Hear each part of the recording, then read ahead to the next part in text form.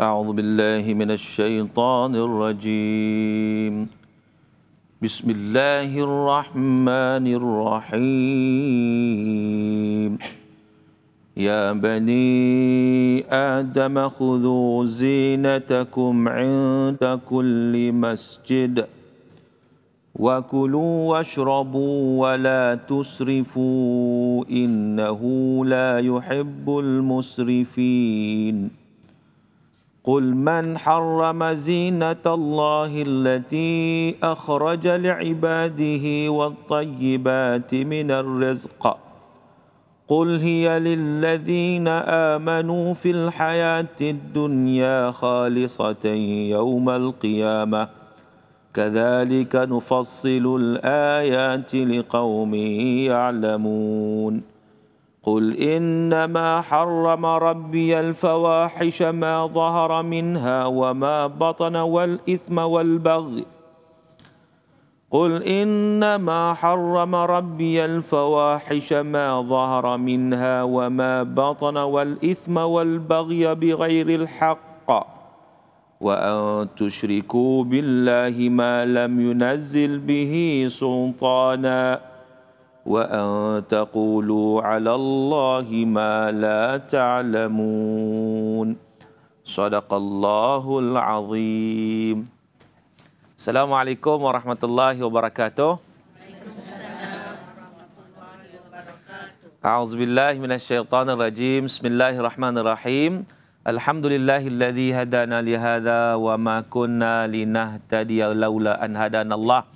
Ashhadu an la ilaha illallah wahdahu la syarikalah wa ashhadu anna Muhammadan abduhu wa rasuluh addal amanah wa ballaghar risalah wa nasahal ummah wa jahada fillahi haqqa jihadih wa tarakana 'alal mahajjatil bayda lailuha kanahariha la yazighu anha illa halik wa nusalli wa nusallim ala nabiyyina al-mustafa wa ala alihi wa sahbihi ajma'in. Subhanaka la ilma lana illa ma 'allamtana innaka antal alimul hakim. Rabbi shrah li sadri wa yassir li amri wahlul 'uqdatam min lisani yafqahu qawli amma ba'd. Saudara penonton yang dirahmati Allah Subhanahu wa taala sekalian, alhamdulillah sama-sama kita panjatkan kesyukuran kita kepada Allah Subhanahu wa taala kerana kita dapat bersama-sama dalam rancangan Tanyalah Ustaz di TV9. InsyaAllah saudara, pada kali ini kita akan membawakan satu tajuk iaitu makruh dan haram.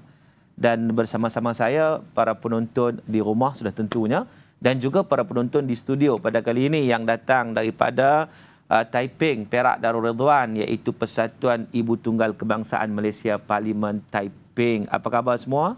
Alhamdulillah. Oh, nampak bersinar-sinar dengan baju warna hijau ni kan? Berseri-seri lah. Jadi moga-moga semua sihat, alhamdulillah ya, dapat bersama-sama kita pada pagi ini untuk kita berkongsi tajuk makruh dan juga haram, supaya kita dapat memastikan bahawa kita mematuhi perintah Allah Subhanahu wa taala untuk menjadi manusia yang cemerlang, insya-Allah insan yang cemerlang di dunia dan juga di akhirat. Sebelum saya nak buka ruang kepada puan-puan sekalian, penonton kita hari ini semua wanita belaka kan, bunga-bunga belaka. Jadi sebelum saya nak buka ruang lah kepada puan-puan ataupun di studio ini, para penonton kita di studio, kita nak lihat sedikit muqaddimah yang saya baca tadi daripada ayat Quran surah Al-A'raf. Surah Al-A'raf ayat 31 hingga ayat 33. Yang mana Allah Ta'ala menyatakan, hai anak Adam, pakailah pakaianmu yang indah di setiap memasuki masjid, makan dan minumlah, jangan berlebih-lebihan. Sesungguhnya Allah tidak menyukai orang yang berlebih-lebihan. Jadi di situ kita lihat ada satu peraturan dekat situ. Allah Ta'ala sebut, Innallah la yuhibbul musrifin. Kan? Allah Ta'ala tak suka kepada orang yang melakukan secara berlebihan. Makan okey, minum okey, tapi yang tak boleh berlebihan. Katakanlah siapa yang mengharamkan perhiasan daripada Allah yang telah dikeluarkan Allah untuk hamba-hambanya, dan siapa pula yang mengharamkan rezeki yang baik, katakanlah semuanya itu disediakan bagi orang yang beriman dalam kehidupan dunia, khusus untuk mereka di akhirat kiamat, hari akhirat. Maknanya atas dunia ni Allah Ta'ala bagi semua, menikmati keindahan, apa juga nikmat, rezeki sebagainya. Tapi orang beriman dia ada peraturannya. Dia tak boleh yang mendekati yang haram. Sebab bila mana dia tak mendekati yang haram, insya-Allah dia akan dapat kebaikan bukan sekadar di dunia tetapi juga di akhirat. Dan ayat 33 Allah sebut, qul innama harrama rabbiyal fawahish, katakanlah Tuhanku hanya mengharamkan perbuatan yang keji, ma zahara minha wa ma batan, sama ada perkara keji itu nampak, yang nampak ataupun yang tersembunyi. Jadi maknanya sebenarnya dalam ayat ni Allah nak cerita kepada kita bahawa ada perkara-perkara yang diharamkan oleh Allah Subhanahu Wa Taala, dan Allah Ta'ala mengharamkan bukan semua benda. Sebab innal halal bayyin wal haram bayyin. Dan kata Nabi SAW, halal itu jelas, haram itu jelas. Ada banyak benda yang halal. Banyak sungguh. Hari ini kita boleh menikmati perkara yang halal. Tetapi dalam perkara yang halal itu ada peraturan-peraturan yang ditentukan oleh Allah, iaitu benda haram. Benda haram ni benda apa? Benda fawahish. Benda keji. Sesuatu yang diharamkan oleh Allah, semua benda itu keji. Benda itu tak baik untuk manusia. Untuk maslahat manusia. Maka itulah perkara yang tidak dibenarkan dalam hukum syarak, sama ada yang jelas atau yang tersembunyi, dan perbuatan dosa. Begitu juga wal ithma. Ithma itu dosa. Dosa. Jadi dari sudut dosa itu merupakan perkara yang haram. Perkara haram yang dijauhi. Begitu juga wal baghya bi ghairil haq, melanggar hak manusia tanpa alasan yang benar. Wa antusyriku billah. Begitu juga haram kalau melibatkan melanggar hak manusia. Sebab kita buat benda haram ni, perempuan dan tuan-tuan sekalian, dia bukan berkaitan hubungan kita dengan Allah Ta'ala saja, tapi ada juga yang berkaitan dengan manusia yang boleh menyebabkan jatuh perkara yang haram. Wa antusyriku billah, dan juga melakukan perkara haram juga, itu Allah mengharamkan mempersekutukan Allah Subhanahu Wa Ta'ala dengan segala sesuatu. Itu juga satu perkara yang diharamkan oleh Allah Subhanahu Wa Ta'ala. Tambah-tambah itu keharaman yang paling dahsyatlah, sebab syirik kepada Allah ini merupakan satu kezaliman. Inna syirka la zulmun azim, iaitu syirik itu satu kezaliman yang sangat-sangat besar. Jadi ringkasan daripada ayat yang kita baca ini sebagai mukadimah dalam program kita pada pagi ini, nak cerita bahawa apa? Bahawa Allah Subhanahu Wa Ta'ala mengharamkan sesuatu perkara yang keji, yang tak baik. Jadi bila mana kita hindarkan perkara haram dan juga perkara makruh, makruh ni semi dia lah, sebelum sampai ke haram, makruh dulu. Jadi kita menghindarkan kedua-dua perkara tersebut. Yang pertamanya, ia akan mendatang kebaikan kepada kita di dunia. Itu satu. Yang keduanya, kita akan mendapat pahala. Dan yang ketiganya, kita akan sentiasa memperoleh rahmat daripada Allah Subhanahu Wa Ta'ala. Dan yang keempat, kita akan dapat apa? Kita akan dapat rahmat Allah, kita dapat redha Allah Ta'ala. Dan yang kelima, insya-Allah Allah Subhanahu Wa Ta'ala akan menggolongkan kita daripada penghuni-penghuni syurga, insya-Allah. Sebab apa? Sebab kita mematuhi peraturan, yang mana peraturan yang kita patuhi itu dia membawa kebaikan kepada kita juga. Balik kebaikan itu pada kita.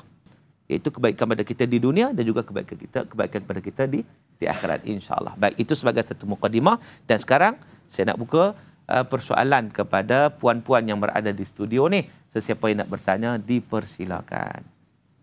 Assalamualaikum warahmatullahi taala wabarakatuh. Assalamualaikum warahmatullahi wabarakatuh. Saya Kamariah binti Haji Safri daripada Persatuan Ibu Tunggal Kebangsaan Malaysia, Parlimen Taiping, ingin mengajukan satu soalan. Ustaz, apakah yang dimaksudkan dengan makruh dan haram? Sekian, terima kasih. Baik, terima kasih kepada puan yang bertanya. Lancar bercakap kan? Ni masuk pidato okey ni. Jadi terima kasih kepada persoalan yang dikemukakan tentang apa yang dimaksudkan tentang makruh dan juga haram. Tajuk kita lah pada kali ini, iaitu makruh dan haram. Baik, sebelum saya nak jawab makruh dan haram ni, kita kena faham dari sudut hukum-hukum dalam hukum syarak ni, dia ada hukum taklifi, dia ada hukum wadai. Hukum taklifi dan hukum wadai. Kita sebagai makhluk mukallaf. Mukallaf ni apa? Mukallaf ni bukan muallaf dia dua beza makna tu. Kadang-kadang orang confuse mukallaf, muallaf sama je. Tak sama. Mukallaf ni ialah orang yang diberi tanggungjawab. Itu maksud mukallaf. Sudah dipertanggungjawabkan kepada kita. Maknanya apa? Maknanya bila kita dah baligh, kan? Dan kita berakal Islam, maka itu dia panggil mukallaf. Kalau budak-budak kecil dia tak panggil mukallaf lagi. Kan? Sebab tu kita kena didik mereka, kan? Maka bila mana seorang itu dah baligh dan dia juga berakal, sebab orang gila tak mukallaf. Sebab dia tak boleh fikir apa, kan? Jadi bila sampai tahap ini dia panggil mukallaf. Mukallaf maknanya apa? Kita menanggung dosa dan pahala. Itu cerita senangnya. kita menanggung dosa dan pahala. Sebab apa? Sebab memang Allah Ta'ala ciptakan kita untuk melaksanakan pengabdian diri kepada Allah. Maka dengan sebab itu terletak atas bahu kita dosa dan pahala. Bila sebut dosa dan pahala inilah dia ada kaitan dengan hukum-hukum taklifi yang kita sebut tadi. Iaitu sebagai orang mukallaf, yang berbeza dengan mu'allaf. Dia sebut tadi mu'allaf kan? Mu'allaf ni orang yang dijinakkan hati dia. Itu maksud mu'allaf. Lepas itu orang baru masuk Islam kita panggil mu'allaf kan? Tapi kadang-kadang dah 30 tahun Islam panggil mu'allaf lagi. Kawan tu 30 tahun dah Islam kan? Kita panggil mu'allaf lagi. Mu'allaf ni orang yang berjinak-jinak dengan Islam baru-baru. Itu bagi mu'allaf. Dan mereka golongan yang boleh menerima zakat. Al-mu'allafatu qulubuhum kan? Baik, dan konteks kita sebut ni, mukallaf. Kita sebagai makhluk mukallaf. Kita ada tanggungjawab. Jadi, ada dosa pahala. Maka dengan sebab itu ada hukum-hukum taklifi yang ditentukan. Apa dia hukum taklifinya? Wajib, sunat, harus, makruh, haram. 5 hukum taklifi. Wajib, sunat, harus, makruh, haram. Ikut dia punya ranking dia. Yang pertama wajib, benda yang wajib kita kena laksanakan. Mana perintah Allah Subhanahu Wa Taala untuk kita tunaikan. Kita buat dapat pahala. Kalau kita tinggal, kita berdosa. Seumpama solat. Solat itu wajib kan? Wa aqimus solat, dirikan solat. Maka kita wajib tunaikan solat. Orang tinggalkan solat, maka dia akan mendapat dosa. Saudara yang dirahmati Allah Ta'ala sekalian. Ada lagi perbincangan kita sebab kita takrif kita, definisi kita belum habis. Tetapi nampaknya tuan-tuan kita pun nampak macam nak minum air kat rumah tu. Kan? Studio ni tak boleh minum air. Tapi apa pun kita rehat terlebih dahulu ya. InsyaAllah jangan ke mana-mana saudara. Kita jumpa selepas ini insyaAllah. Syukur kita kepada Allah Subhanahu Wa Taala kerana kita dapat meneruskan lagi perbincangan kita dalam rancangan Tanya Ustaz di TV9. Tajuk kita makruh dan haram. Dengan tujuan kita nak faham persoalan-persoalan ini saudara, untuk kita memastikan bahawa kita menepati perintah Allah Subhanahu Wa Taala, meninggalkan larangan Allah. Tadi kita sebut tentang wajib kan? Wajib. Kemudian yang keduanya sunat. Sunat ni satu perkara yang digalakkan untuk kita laksanakan. Tapi kalau kita tinggal, taklah dicela, tak berdosa macam wajib tadi. Wajib kalau tinggal berdosa kan? Ni dia benda yang digalakkan. Wa idza tadayantum bidaini ila ajalin musamma faktubuh, kata Allah. Bila mana kamu berhutang ke satu tempoh yang ditentukan, hendaklah tulis. Tulis ini bukan wajib, tulis ini sunat. Sunat buat dapat pahala. Kalau tak buat pun tak apa, makna tidaklah berdosa. Itu sunat. Yang ketiga harus. Harus ni pilihan kepada kita, perkara mubah. Harus. Nak buat tak apa, tak buat tak apa. Kan? Nak makan tak apa, tak makan tak apa. Kan? Lapar makanlah. Kenyang tak payah makan. Jadi maknanya harus ikut suka kita nak pilih apa. Baik, seterusnya yang keempat barulah pergi tajuk kita ni, iaitu makruh dan juga haram. Makruh ni maknanya tuntutan hukum syarak untuk kita meninggalkan perkara tersebut. Itu yang dikatakan makruh. Jadi apabila hukum syarak menuntut kita untuk kita meninggalkan perkara tersebut, maka hendaklah kita meninggalkannya. Tetapi tuntutan ini tidak sampai ke tahap haram untuk meninggalkan perkara tersebut. Tak sampai tahap haram. Kalau kita tinggal, maknanya kita dituntut untuk tinggalkan. Kan? Jadi kalau kita tak buat benda tu, kita dapat pahala. Kan? Tapi kalau kita buat, dapat dosa tak? Tak dapat dosa. Tak dapat dosa. Contohnya dalam hadis Nabi SAW, Nabi SAW menyatakan, jangan duduk kalau masuk masjid, jangan duduk. Kan? Melainkan buat apa? Solat dulu. Solat sunat yang dipanggil sebagai solat sunat tahiyatul masjid. Tapi kita pergi duduk terus. Nabi kata, jangan duduk lagi. Masuk masjid ya, solat dulu. Kita pergi duduk terus. Duduk tu dia kira apa? Makruh. Sebab apa? Patutnya kita solat dapat pahala, tapi bila mana kita duduk terus, makruh. Tapi berdosa tak? Tak berdosa. Itu nama dia makruh. Baik. Yang kelimanya haram. Ini juga perbincangan kita. Haram ni maknanya tuntutan untuk meninggalkan dengan tuntutan yang jazim. Sungguh-sungguh. Maknanya kalau kita buat juga, perkara tersebut berdosa. Bila kita tinggalkan, kita dapat pahala. Contohnya arak, judi, nyembah berhala, macam-macam lah kan. Perkara-perkara yang diharamkan. Makan bangkai adalah haram. Maka kalau makan juga, ia berdosa. Sebab itu larangan Allah Subhanahu Wa Taala. Tapi kalau kita dapat jaga diri kita, jaga diri kita untuk tidak melakukan perkara tersebut, benda yang haram itu, macam minum arak, berzina dan sebagainya, kita jaga diri kita, maka di situ kita dapat pahala. Itu ta'rif dari sudut hukum taklifi. Yang kedua saya sebut sikit tentang hukum wadai. Hukum wadai, iaitu sebab, syarat, mani', sah dan batal. Sebab apa? Ini dibincangkan dalam usul fiqh, saudara. Dalam usul fiqh, cara kita memahami hukum Allah Subhanahu Wa Taala, kita akan bincangkan apa itu sebab, syarat, mani', sah, batal. Sebab sesuatu diharamkan sebab apa? Contoh arak diharam sebab apa? Sebab apa? Mabuk.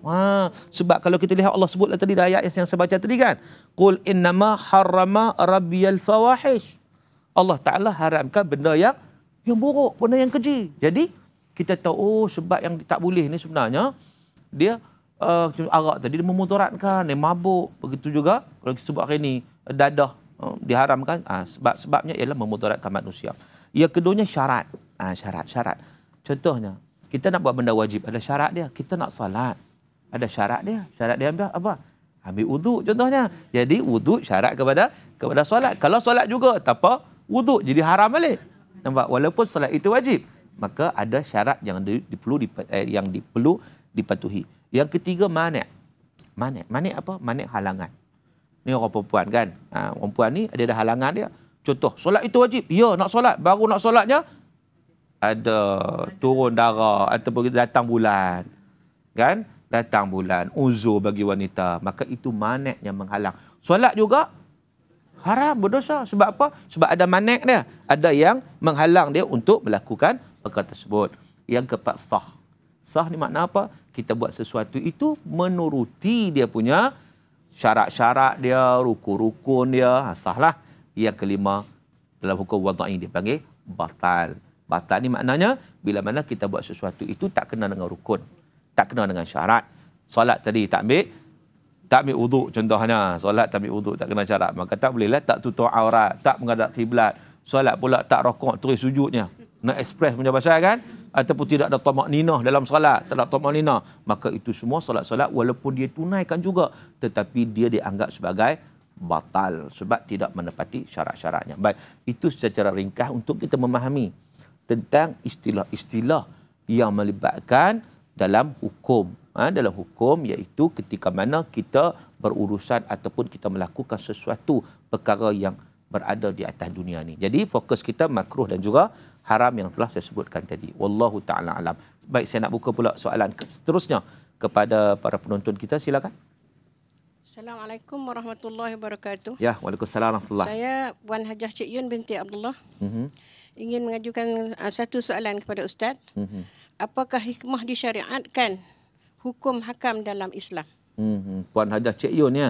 Baik, terima kasih kepada Puan Hajah di atas persoalan yang dikemukakan, iaitu apa hikmahnya sesuatu itu tidak dibenarkan ataupun diharamkan kan dalam Islam ni. Dia sebenarnya setiap sesuatu yang Allah Subhanahu Wa Taala buat ni semua ada hikmah. Tidak ada satu perkara yang dibuat oleh Allah Subhanahu Wa Taala, diperintahkan oleh Allah itu tidak ada hikmah. Hikmah tu sama ada kita tahu atau kita tak tahu. Sebab apa kita tak tahu? Kita tak tahu tu sebab kelemahan kita. Mungkin kita tak tahu. Kan? Kita tahu. Contoh, saya nak sebut contoh. Dulu semasa Al-Quran diturunkan, waktu tu tiba-tiba Allah Ta'ala menurunkan ayat hurrimat alaikumul maitah waddam walahmul khinzir. Diharamkan daging babi, khinzir. Kan? Diharamkan hurrimat alaikumul dam, darah diharamkan, maitah, bangkai, kan? Walahmul khinzir. Okey. Persoalannya, kita tahu tak sebab apa diharamkan daging babi tersebut? Pada zaman Quran diturunkan. Mereka tak tahu. Memang ke tak tahu. Sebab apa? Yalah, haram. Sebab apa? Wallahu alam. Tetapi maknanya bukan bila tak tahu je makna benda tu tak betul. Tidak. Allah Ta'ala mengharamkan sesuatu tentu ada hikmah dia. Tentu ada hikmah. Sama ada kita tahu atau tak tahu. Mari zaman sekarang orang buat kajian. Bila buat kajian, orang mendapati banyak benda-benda buruk kepada khinzir ni. Banyak. Mungkinkah ini hikmah? Ya, mungkin. Mungkin ada lagi hikmah yang kita tak tahu lagi. Kan? Bila kita kaji-kaji hari ni, orang pun dapat tahu, rupanya kalau khinzir ni, bila tengok dia sup bau dia. Bau sangat busuk. Busuk tak khinzir ni? Kau lalu satu tempat yang ada tak jauh daripada kandang dia, dia punya bau dia, lebih dahsyat daripada ternakan haiwan yang lain kan. Dia punya bau tu. Jadi Islam tak mau bau busuk masuk umpama ini. Kan? Dan kalau kita lihat lagi, kajian-kajian sains hari ini mendapati bahawa khinzir ni dia ada virus, ada bakteria yang dipanaskan dengan kepanasan yang tinggi macam mana pun dia tak mati bakteria, virus tersebut. Sebab tu satu ketika dulu bila mana negara kita dilanda satu penyakit JE, penyakit-penyakit yang daripada khinzir kan. Lalu maka hapuskan semua tu. Sebab apa? Sebab susah nak kontrol. Dia cepat merebak dengan penyakit, dengan apa semua. Hari ini kita dapat, kita kata mungkin ini hikmahnya. Akan datang mungkin lagi kajian-kajian yang dibuat, mungkin akan dapat lagi dia punya hikmah yang kita tak tahu pada hari ini. Jadi sebenarnya kalau kita yakin kepada Allah Subhanahu Wa Taala, Allah mengharamkan sesuatu, mesti ada sebab. Itu je. Sama ada kita tahu atau kita tak tahu, sebenarnya kita hendaklah beriman kepada Allah Ta'ala. Sebab apa? Baca ayat 33 dalam surah Al-A'raf tadi kita baca, Qul innama harrama rabbiyal fawahish. Sesungguhnya Allah hanya mengharamkan perbuatan yang keji. Benda yang keji itu Allah haramkan. Allah tak bagi kita buat. Untuk kebaikan kita juga di dunia dan juga di akhirat. Yang keduanya, Allah haramkan sesuatu nak uji kita. Kan dalam semua benda yang boleh, ada benda tak boleh. Sebab apa? Sebab nak uji. Allah ciptakan kita, Allah nak kita ni jadi hamba dia. Jadi hamba ni sifat sebagai hamba mesti ada ujian kan. Ujian tu nak menentukan dia ni fail ke dia berjaya. Macam orang masuk sekolah juga kan, masuk periksa kan. Apa tujuan periksa? Sebab nak nilai dia ni bersungguh ke tak, belajar sungguh ke tak, belajar ataupun belajar sambil lewa aja. Jadi kalau dia belajar bersungguh dia akan berjaya. Tapi kalau dia sambil lewa, dia tak akan berjaya. Begitu juga dalam konteks ujian, hidup ni ujian. Allah menentukan ada benda yang diharamkan dengan tujuan untuk apa? Untuk menguji manusia. Sama ada kita ikut ataupun tidak ikut. Orang yang beriman, dia akan ikut perintah Allah Subhanahu Wa Taala. Wallahu ta'ala alam. Seterusnya kita buka lagi soalan. Assalamualaikum Ustaz. Waalaikumsalam warahmatullahi. Saya Puan Azizah binti Lazim. Ada satu soalan. Benarkah perbuatan makruh boleh jadi haram seperti merokok? Mohon penjelasan dari Ustaz. Baik, terima kasih kepada Puan Aizah. Puan Aizah merokok tak? Ada hak sini tak merokok kan? Baik. Benda tu nampak ringan. Tapi tak tahulah kan? Baik. Terima kasih kepada Puan Azizah. Pertama, terima kasih sebab tidak merokok. Itu yang pertama. Yang kedua, terima kasih di atas persoalan yang dikemukakan. Ada perbuatan makruh boleh jadi haram. Dia sebenarnya ada perbincangan di kalangan ulama tentang perkara yang seumpama ini. Ada yang kata makruh jadi haram. Tetapi yang rajihnya makruh adalah makruh. Haram adalah haram. Innal halal bayyin wal haram bayyin. Makruh dia takkan jadi haram.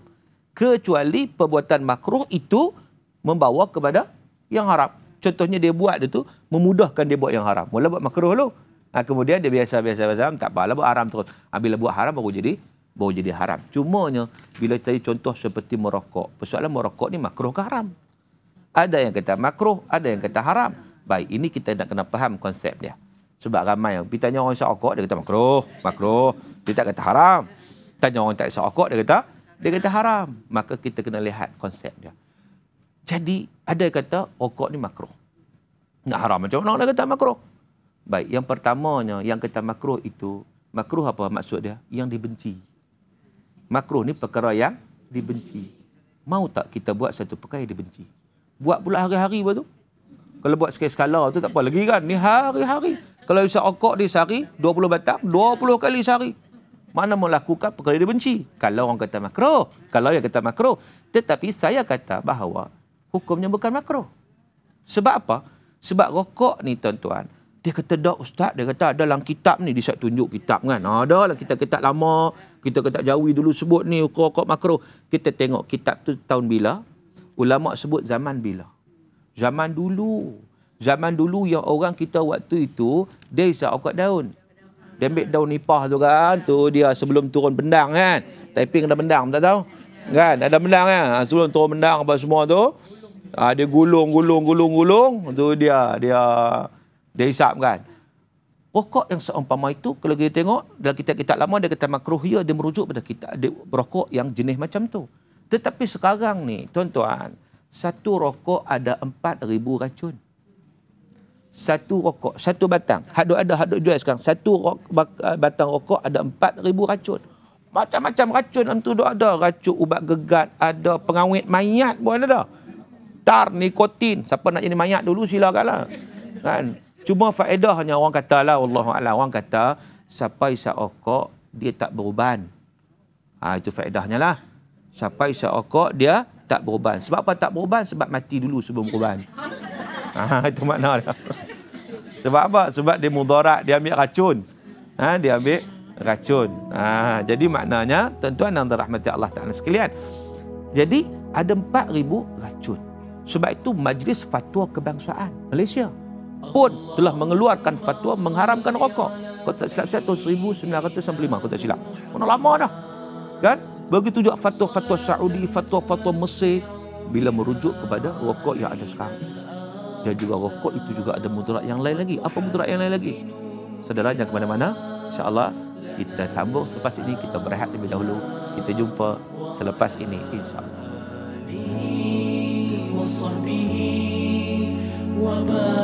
Alhamdulillah saudara, syukur kita kepada Allah Ta'ala.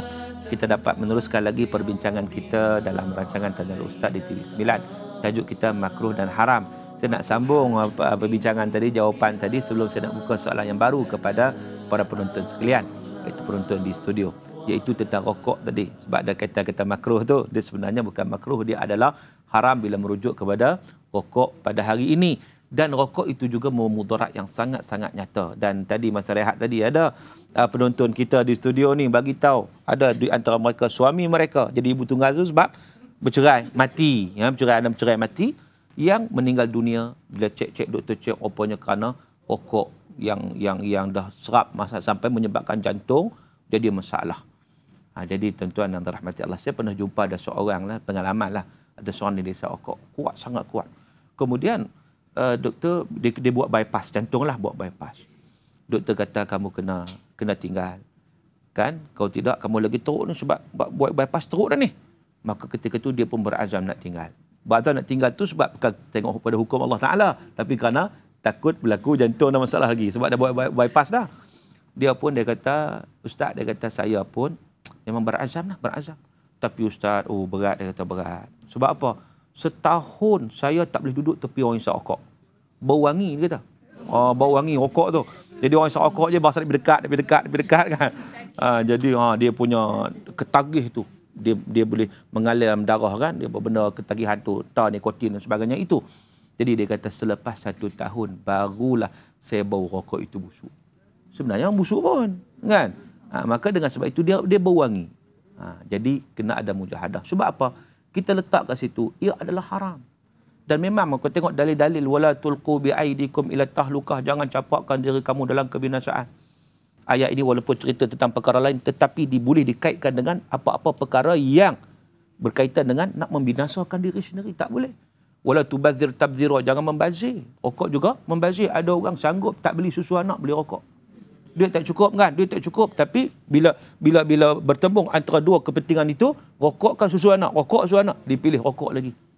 Kan? Ini cukup bahaya. Dan kita pada hari ini kita sebut Zionis jahat, Zionis bunuh umat Islam kan? Zionis Yahudi.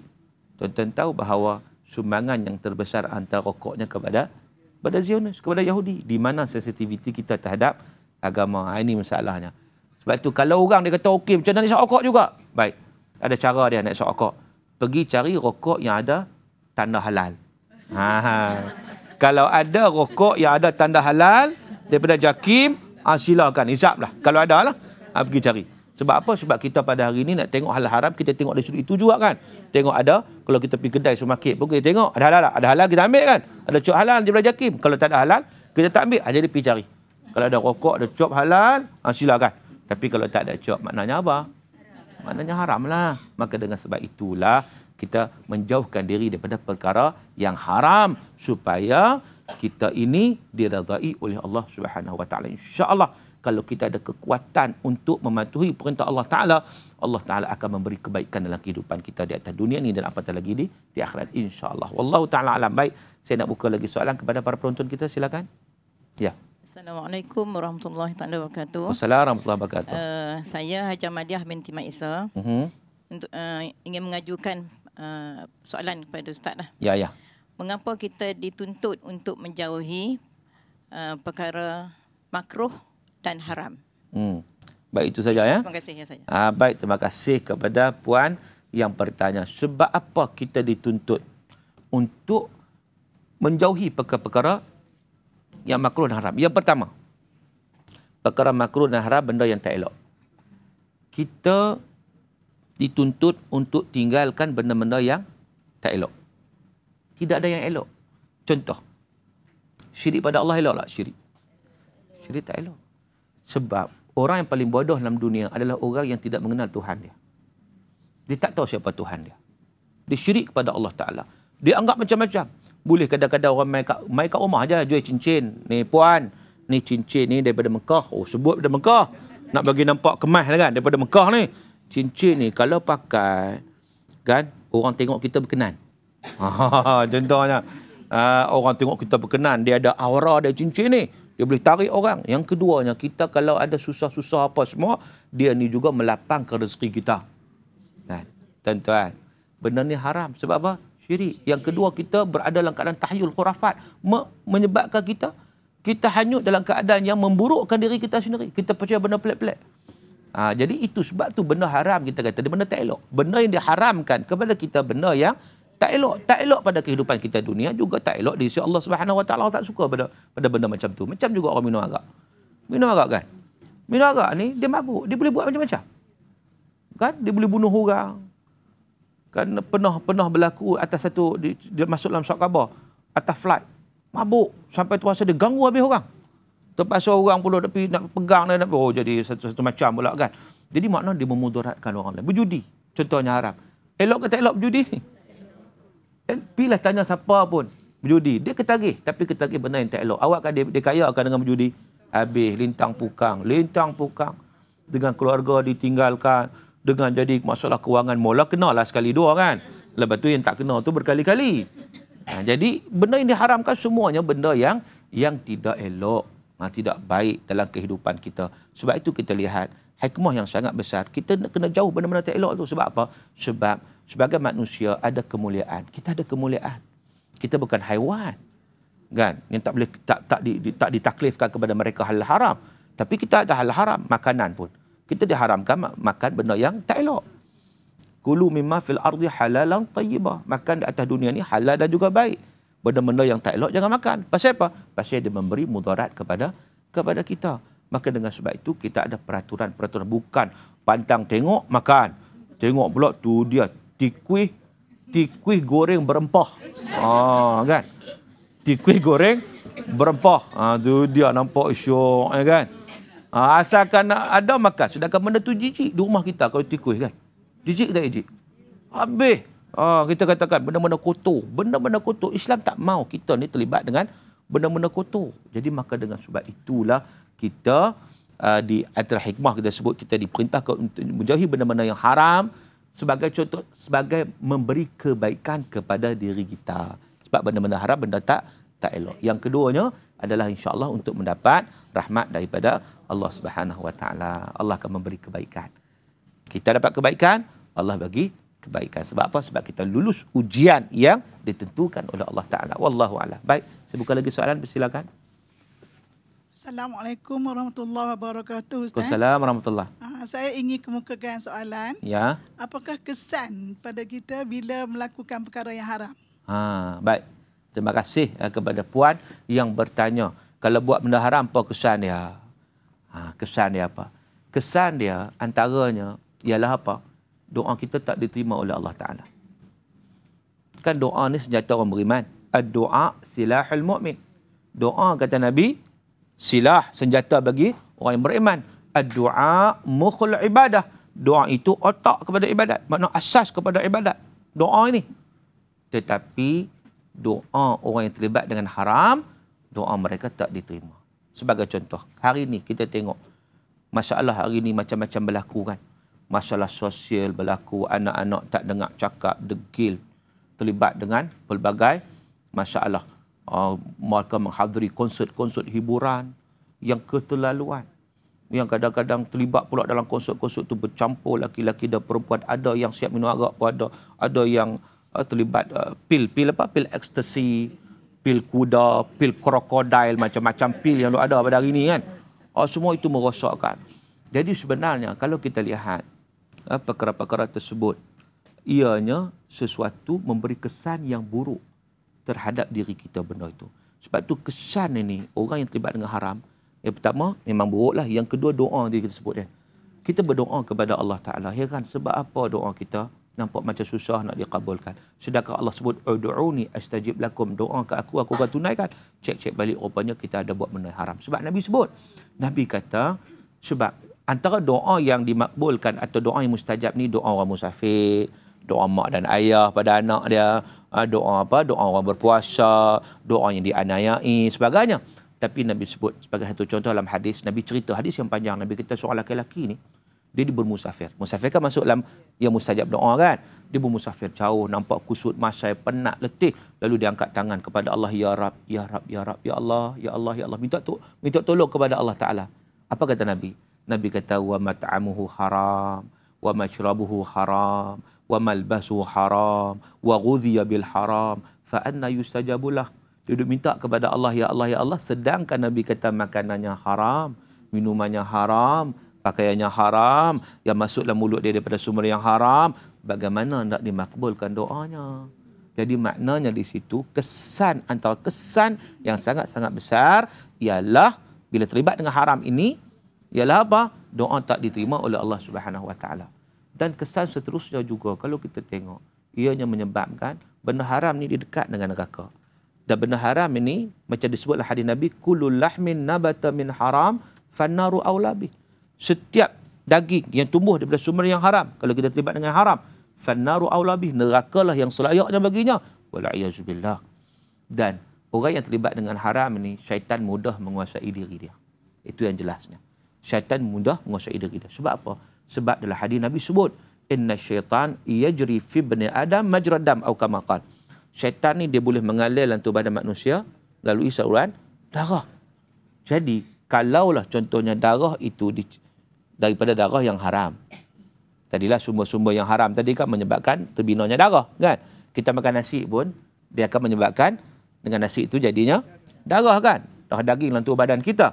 Jadi kalaulah kita dapat hasil daripada yang haram, katakan nasi itu kita beli, nasi itu halal lah, tapi rasuah, duit rasuah.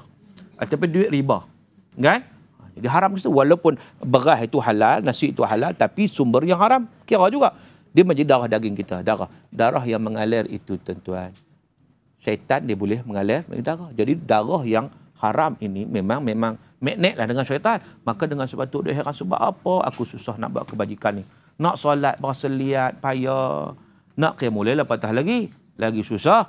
Qiyamul lail ni untuk masuk bilik air je. Qiyamul lail tu masuk bangun malam kan. Dia bangun malam bukan untuk solat. Tak, tapi bangun malam untuk masuk bilik air je. Jadi maknanya sebab apa susah sangat ni? Untuk dekatkan diri kepada Allah Ta'ala. Berasa susah, berasa gelapnya. Benda-benda ke arah kebajikan susah. Benda-benda Islam ni dia tak mau. Kan? Sebab apa? Dada dia sempit untuk Islam. Sebab apa? Sebab antaranya kesan daripada perkara yang haram tadi. Maka dengan sebab itu kita kena cek diri kita supaya kita tidak terjebak dalam perkara-perkara tersebut untuk kebaikan kita juga. InsyaAllah saudara, nampaknya sekali lagi kita perlu berehat. Oleh itu jangan ke mana-mana. InsyaAllah kita jumpa selepas ini. InsyaAllah. Syukur kita kepada Allah Subhanahu Wa Taala dapat sekali lagi kita meneruskan rancangan kita, rancangan Tanya Ustaz di TV9, tajuk kita Makruh dan Haram, dan masih lagi bersama-sama kita penonton di rumah yang tidak berganjak daripada depan kaca televisyen, dan juga penonton kita di studio itu daripada Persatuan Ibu Tunggal Kebangsaan Malaysia Parlimen Taiping yang tetap bersama-sama kita pada kali ini untuk kita meneruskan perbincangan. Dan seterusnya saya nak buka lagi soalan kepada para penonton kita. Silakan, siapa yang nak bertanya soalan, silakan. Assalamualaikum Ustaz. Waalaikumsalam warahmatullahi. Saya Mariam binti Putih. Ya. Untuk mengajukan soalan, apakah perkara haram yang sering dilakukan oleh umat Islam zaman ini? Terima kasih. Baik, terima kasih kepada Puan Mariam yang bertanya soalan apa benda haram yang orang buat zaman kini ya. Kalau kita nak tengok secara umum lah kan, orang yang meninggalkan solat itu haram sebab solat itu wajib. Kan?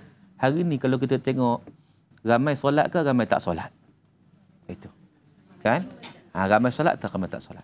Kalau kita lihat bagaimana orang ramai tidak solat, bermakna di situ ramai melakukan perkara yang haram. Sebab solat itu fardu wajib. Jadi meninggalkan solat itu adalah haram. Ini perkara yang paling penting untuk kita ambil perhatian saudara. Sebab itu dalam hadis Nabi SAW, mula-mula sekali kita didik anak kita, mula dengan solat dulu.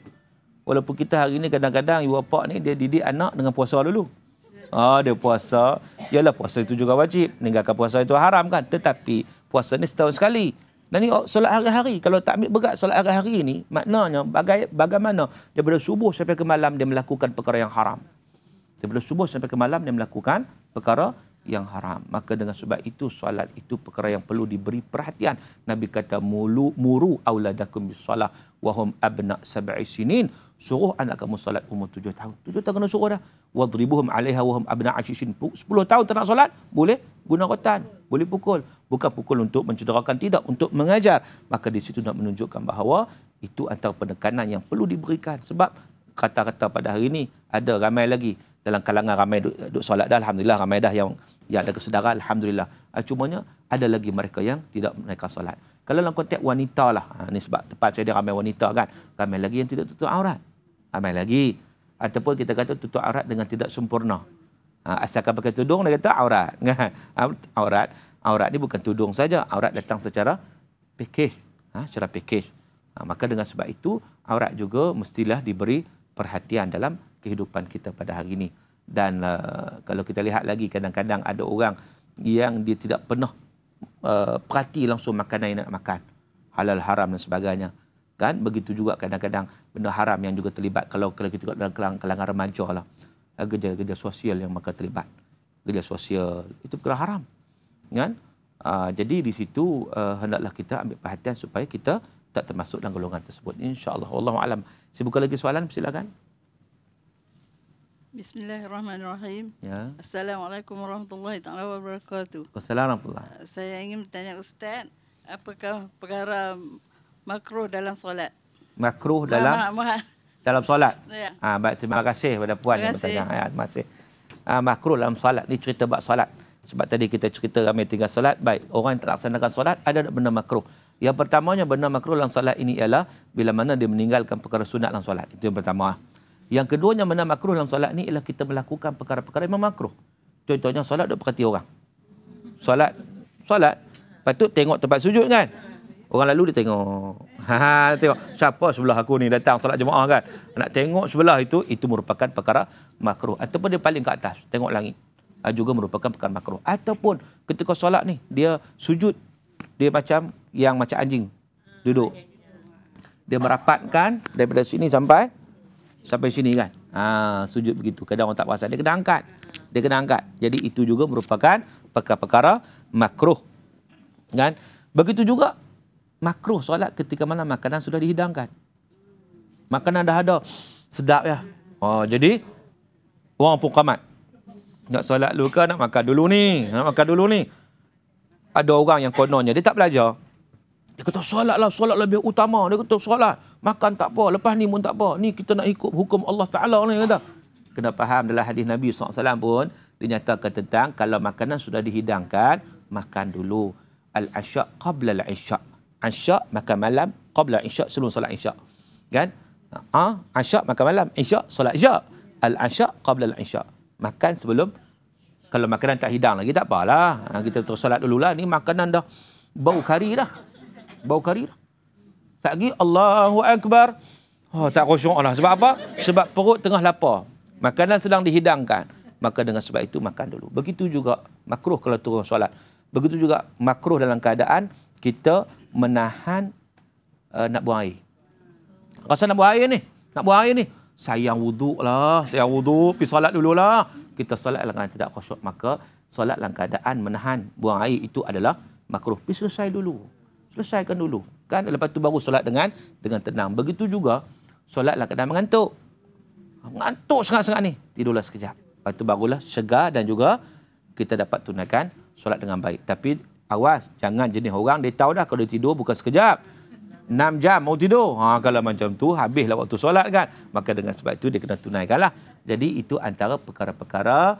Banyak lagi perkara lain kita boleh rujuk ataupun dalam kuliah-kuliah pengajian kita kita bincang perkara ini. Ini secara ringkas saya nak sebut sebagai satu kefahaman pada kita bahawa dalam solat pun kita kena jaga elok-elok supaya kita jangan buat perkara makruh. Sebab apa? Sebab tak dapat pahala. Benda yang dapat pahala tak dapat pahala. Gitu. Wallahu a'lam. Baik, saya buka lagi soalan pada para penonton kita. Assalamualaikum warahmatullahi wabarakatuh, Ustaz. Assalamualaikum warahmatullahi. Saya Rozana binti Jaafar ingin menanyakan bagaimanakah cara untuk menghindarkan diri daripada terjebak dalam perkara yang haram. Sekian, Ustaz. Baik, terima kasih kepada persoalan daripada puan yang bertanya tentang bagaimana nak menghindarkan diri daripada terjebak dalam perkara-perkara yang haram. Baik, yang pertamanya macam mana tak nak terjebak ni adalah kita memperkukuhkan akidah, iman kita, tauhid kita kepada Allah Subhanahu Wa Taala. Sebab dengan kekuatan iman itulah yang mendorong, yang memberi kekuatan pada kita untuk kita meninggalkan perkara yang haram. Sebab itu kalau kita tengok perintah Allah Subhanahu Wa Taala ketika mana ayat Quran turun, Allah Taala perintah kepada para sahabat untuk melakukan apa-apa perkara, sami'na wa ata'na. Mereka tengah minum arak pun maka boleh tinggalkan. Bila turun ayat untuk mengharamkan arak, sami'na wa ata'na, kami dengar dan kami patuh. Walaupun kita kata benda haram sebelum itu tidak diharamkan, sebelum itu tidak diharamkan, iaitu arak. Maka bila diharamkan arak, sahabat-sahabat ni terkenal di antara mereka ni memang kalau sebelum pengharaman arak itu, makna arak ni ada di mana-mana. Di rumah mereka satu tempayan daripada arak. Minum macam kita minum air teh lah. Kan? Macam kita minum air teh hari-hari tu. Mereka minum arak. Tetapi bila mana Allah haramkan saja, maka terus tinggal. Kalau yang ada tu tuang habis. Sebab apa? Sebab apa? Sebab iman. Keimanan akidah mereka kepada Allah menyebabkan mereka terpanggil untuk melaksanakan segala perintah Allah Subhanahu Wa Taala dengan cara yang terbaik. Bila Allah haramkan sesuatu maka tinggalkan on the spot. Tetapi kalau orang tidak ada kekuatan iman waktu itu menyebabkan dia berbelah bagi. Dia belah bagi. Kalau aku tinggal sebab apa? Duk tengah syok. Syok kita kata terlibat dengan riba. Hari ini ada orang terlibat dengan skil cepat kaya. Skil cepat kaya kan. Walaupun nama dia pelbagai, nama skil cepat kaya tu kadang dia buat nama lain. Kan? Buat pelaburan, contohnya pelaburan emas. Nampak bagus pelaburan emas. Rupanya skil cepat kaya dapat pulangan yang tetap setiap bulan, ada riba. Jadi walaupun dia seronok dengan benda itu, tapi dia ingat, kamu buat lakukan benda yang haram. Kan? Bila melakukan benda yang haram, riba itu haram. Bila riba itu haram, kamu terlibat juga, maka pada ketika itu kamu akan berdosa. Jadi kalau orang yang ada iman pada Allah, dia takut dosa. Dia takut dosa. Dia tak akan terlibat dengan riba. Dia tak akan terlibat dengan rasuah. Dia tak akan terlibat dengan makanan yang haram. Dia tak akan terlibat dengan apa juga yang diharamkan oleh Allah Subhanahu Wa Taala. Sebab apa? Sebab keyakinan dia kepada Allah. Dan kuat tinggi keyakinan daripada Rasul, keyakinan daripada hari akhirat, keyakinan pada balasan dosa pahala, keyakinan dia kepada syurga dan neraka. Maka kita kena perkukuhkan perkara tersebut untuk kita memastikan kita meninggalkan perkara yang haram. Saudara yang dirahmati Allah, nampaknya masa tidak mengizinkan kepada kita untuk kita berbicara lanjut, tetapi jangan ke mana-mana saudara, kita ada satu lagi siri, insya-Allah kita akan bincangkan lagi pada hari besok pada waktu yang sama. Jadi kita akan sambung perbincangan kita, dan untuk di akhir rancangan untuk kali ini, mari sama-sama kita berdoa kepada Allah Subhanahu Wa Taala agar Allah Taala memantapkan, memberi kekuatan kepada kita untuk kita beristiqamah dalam perkara-perkara keimanan, insya-Allah. A'udzu billahi minasyaitonir rajim. Bismillahirrahmanirrahim. Alhamdulillahi rabbil alamin. Wassalatu wassalamu ala asyrafil mursalin وعلى آله وصحبه أجمعين. اللهم إنا نسألك رضاك والجنة ونعوذ بك من سخطك والنار. Ya Allah, ya Tuhan kami memohon keridaan-Mu ya Allah, dan kami memohon syurga-Mu ya Allah. Jauhkanlah diri kami daripada kemurkaan-Mu dan api neraka-Mu ya Allah, ya Rahman ya Rahim. Allahumma habib ilaina al-iman wa zainhu fi qulubina wa karrih ilaina al-kufra wal-fusuq wal-isyan waj'alna minar rasyidin. Ya Allah, tanamkanlah kasih sayang dalam diri kami, jiwa kami untuk beriman kepadamu ya Allah, dan juga melaksanakan amalan yang saleh, dan jauhilah kami daripada dihiasi dengan perkara-perkara kemunafikan, kekufuran, kemaksiatan.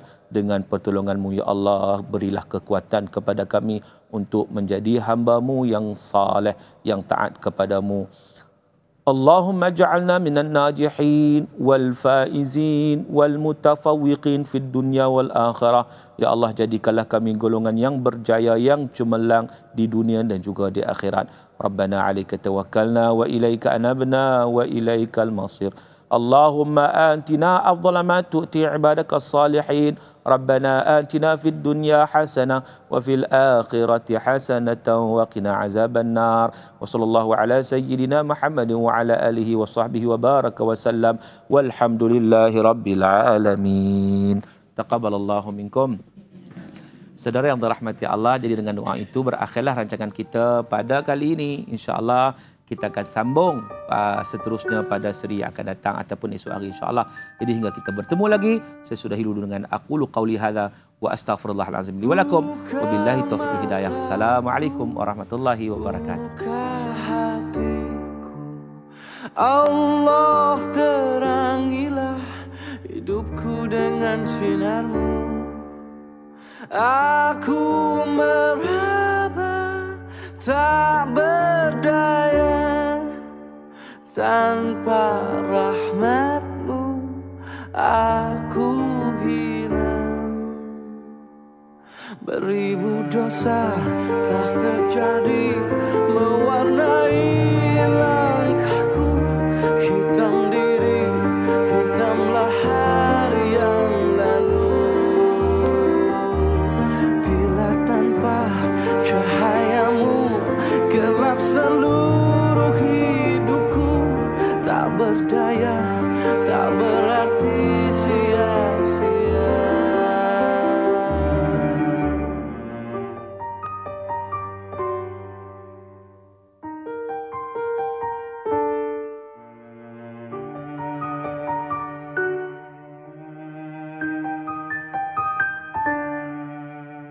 Tak mungkin bisa ku sempurna mencintaimu seperti kemahaanmu. Diri yang hina perlu